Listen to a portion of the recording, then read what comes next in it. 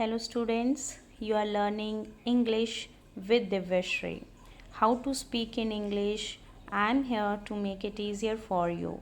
So in our previous class, we learned about present simple tense, how we speak sentences in Hindi and we recognize them that they are in present simple and how we can translate them in English. So we read about that in our previous class.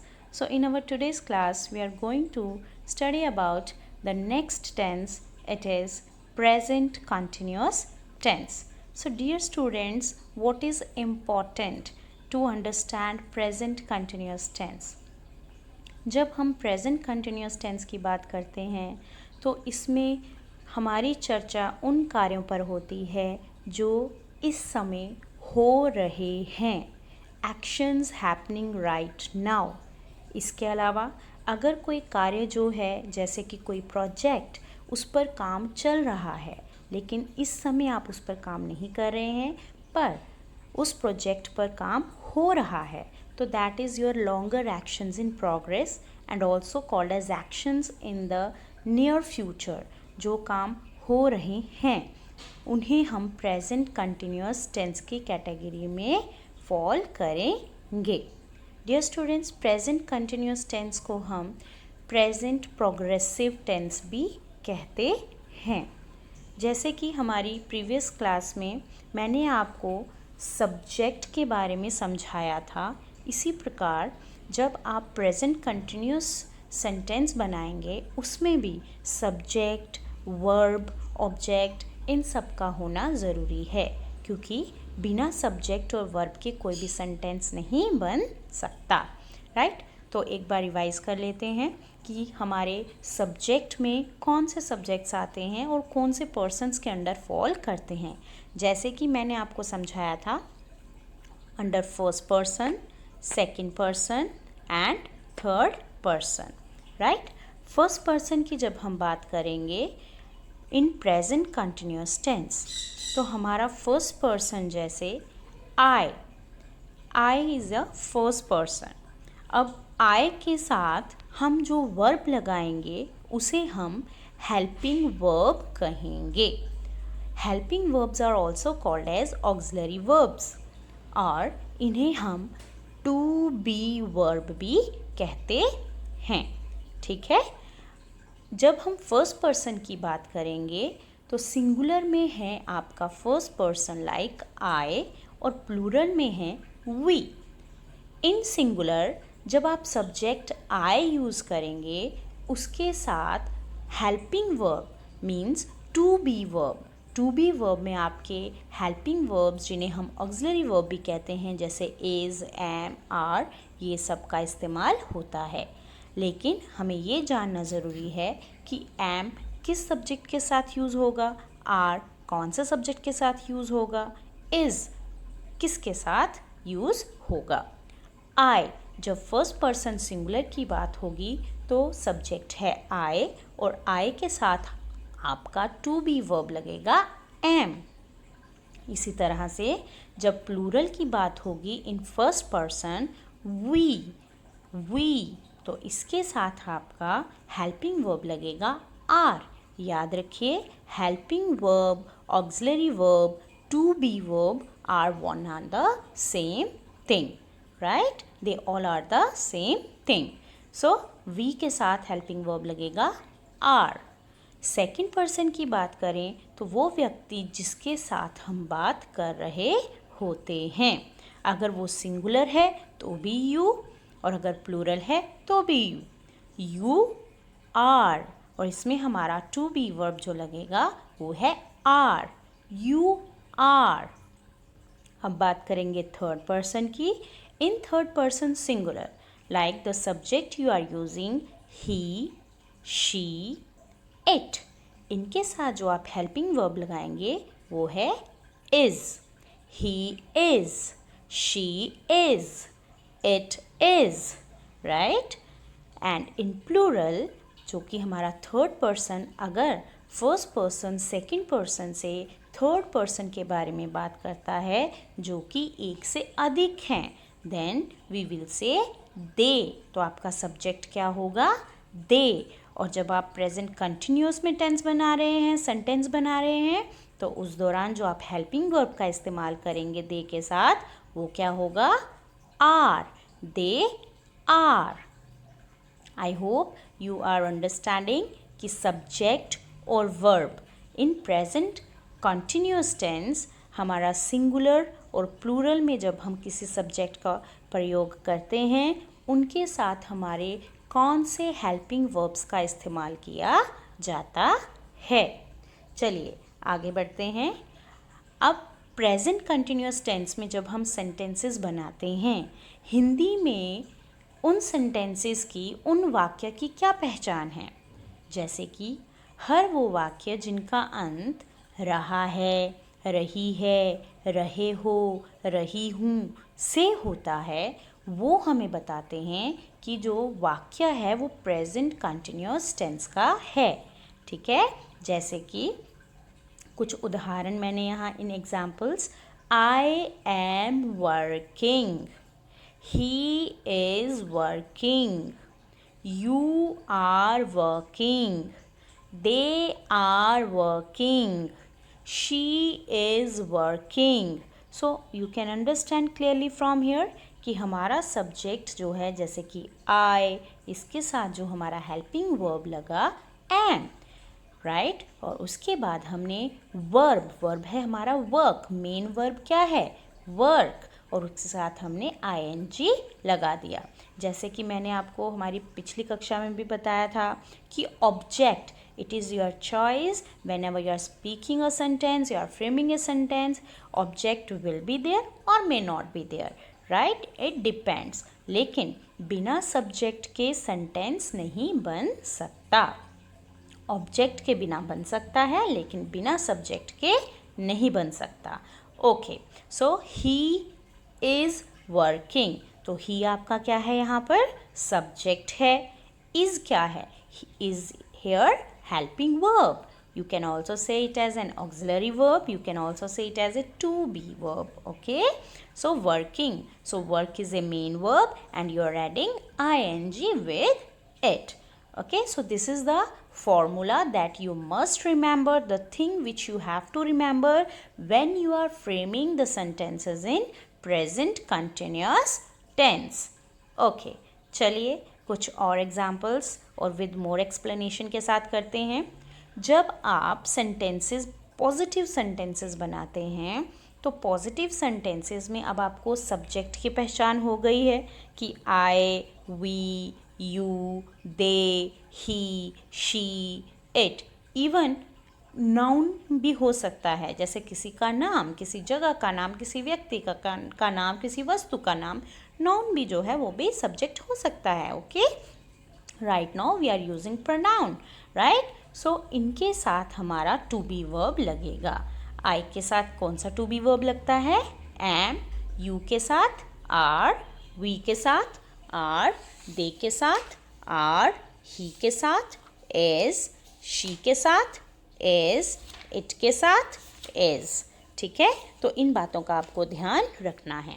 जब आप positive sentences बनाते हैं, जिन्हें हम affirmative sentences भी कहते हैं, right, तो उस समय आपको सब्जेक्ट और आपका टू बी वर्ब जो है उसका ध्यान रखना है, और जो मेन वर्ब, जो एक्शन हो रहा है, उस मेन वर्ब के साथ आप क्या लगा देंगे?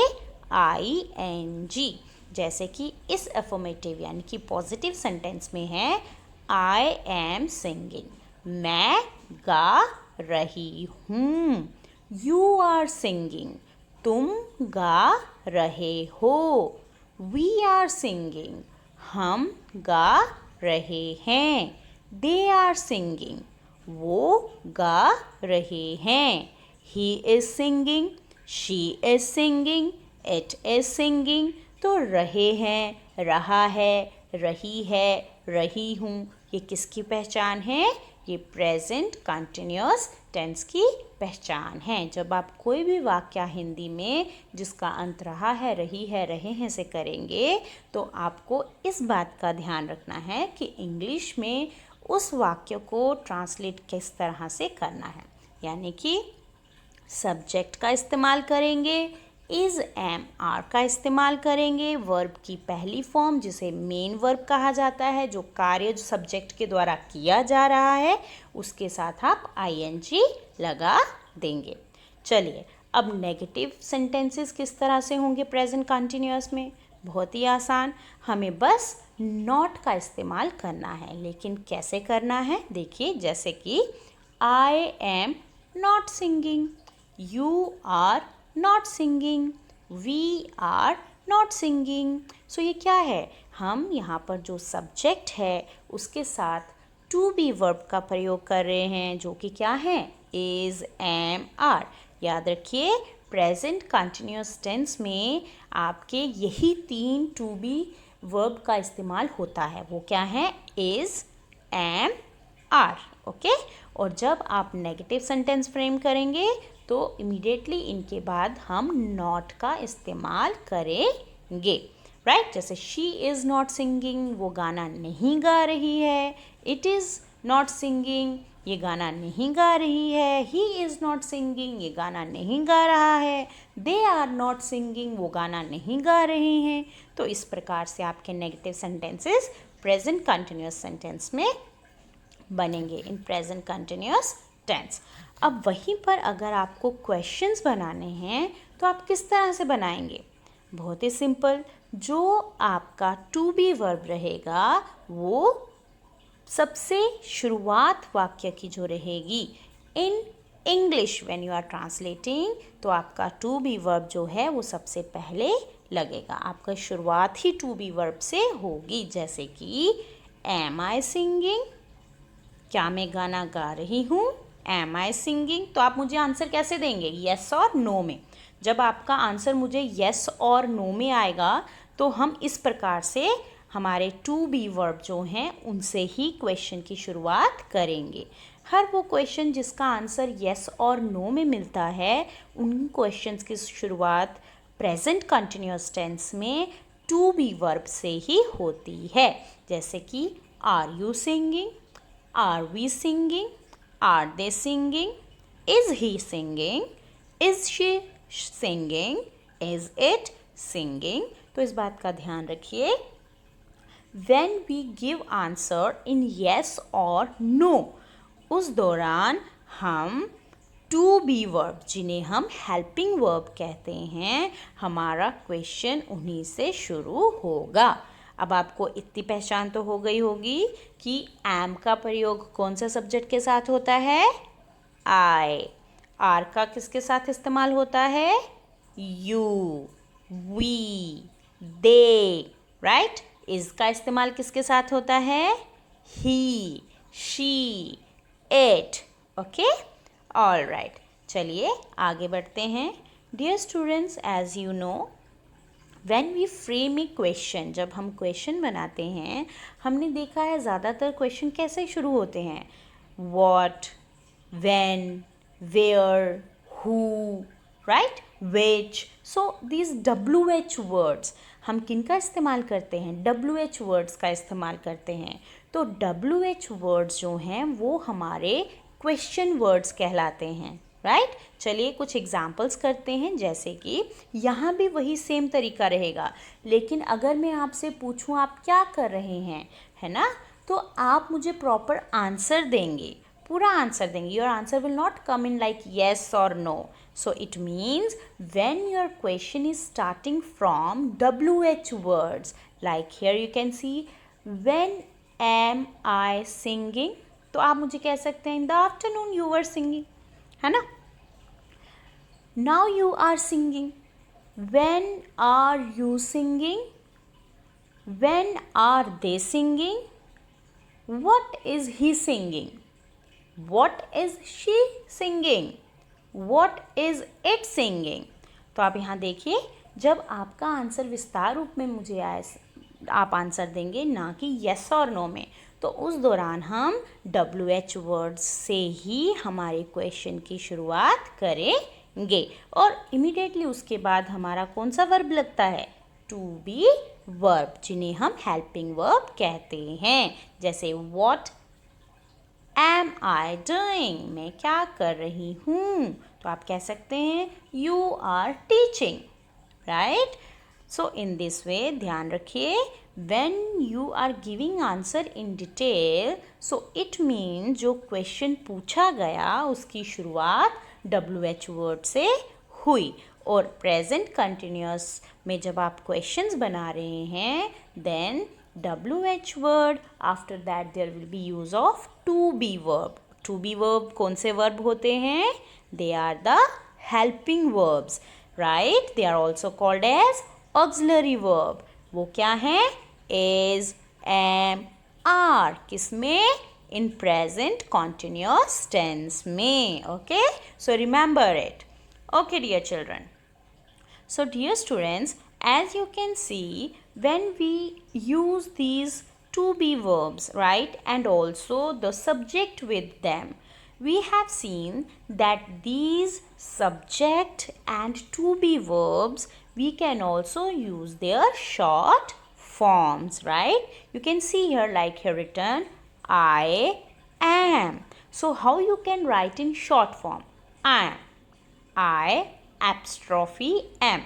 This comma which is right beside of the I, right, and before am, it is called apostrophe. Okay, so I am. So when you are writing it in short form, how you will write? You will say am.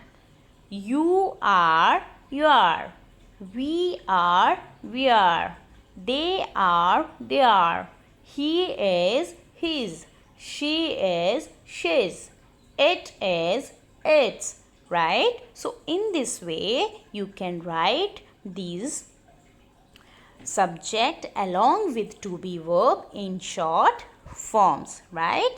Now there is one more thing that you must need, like here it is written in negative. When you are speaking in negative means you are using not in your present continuous tense, like here written, I am not sleeping. Okay, so in short form how you can write? You can write I am not sleeping, full stop, right? So I with apostrophe am, then use of not, sleeping, right?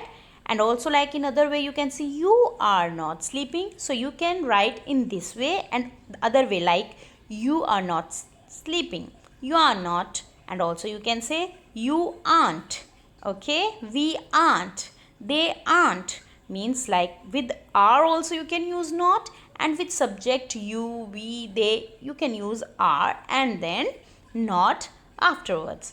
Okay, so both are correct ways.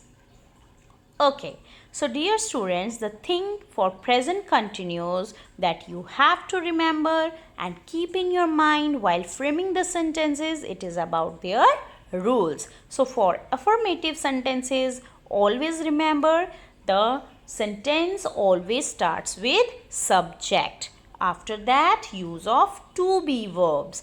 In present continuous tense, which to be verbs we use? We use is, am, are. After that we use the main verb, that is the first form of the verb, and along with it we use ing. Then it's your choice, are you using the object or not in the sentence. This is for simple positive sentences in present continuous tense. Now for negative sentences, what we will do? We will do just subject, use of subject, then use of to be verbs according to the subject. Then we will use not, right? And after that we will use the main verb and ing with that main verb. And then later we'll use the object at the last. Now for interrogative sentences, as I told you, if your answers are in yes or no form, then we don't use WH words. We don't start our question with question words, okay? We simply start them with to be verb, right? But if you are giving answer in an explanation, then you start your question with question words, that are the WH words, like what is your name? Okay, what, then when, then where, which. So these words that start with WH, and you can use to be verb with them according to the sentence according to the subject. And then you will use not, then verb, first form of the verb along with ing, and then object. So dear student, remember these three main things when you are framing the sentences in present continuous sentences, like the tense present continuous tense. Okay, all right, now see here. Yes, examples, few examples are given here, like Ram dekh raha hai, Ram is watching. Aman ja raha hai, Aman is going. वो खेलने जा रहे हैं, they are going to play. है ना, कितना आसान है. मैं तुम्हारे साथ आ रहा हूँ, I am coming with you. वो नहीं लड़ रहे हैं, दे आर नॉट फाइटिंग. वो भी नहीं नहा रहा, he is not bathing either. Okay dear student, as I observe that few people they use also to, but the correct word is either. Okay, he is not bathing either. Mohan कहाँ जा रहा है, where is Mohan going. Mohan कहाँ से आ रहा है, where is Mohan coming from. कहाँ से आ रहा है, coming from. Where is Mohan coming from. Okay, चलिए अब आपको इतनी पहचान तो हो गई कि हिंदी में वाक्यों को जब हम अंत करते हैं रहा है, रही है, रहे हैं से, तो हमें पहचान होती है कि सेंटेंस हमारा प्रेजेंट कंटिन्यूअस टेंस में ही है. चलिए, now this is your practice time and give me answers of these questions. So here is affirmative sentences like वो घूमने जा रहे हैं. चलिए इसका इंग्लिश में ट्रांसलेट करिए.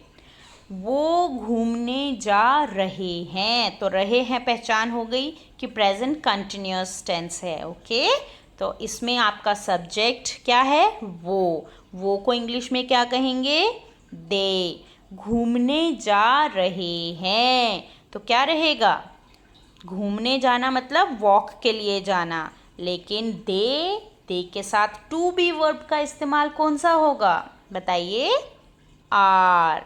यस, सो जा रहे हैं किसके लिए, घूमने, फॉर ए वॉक.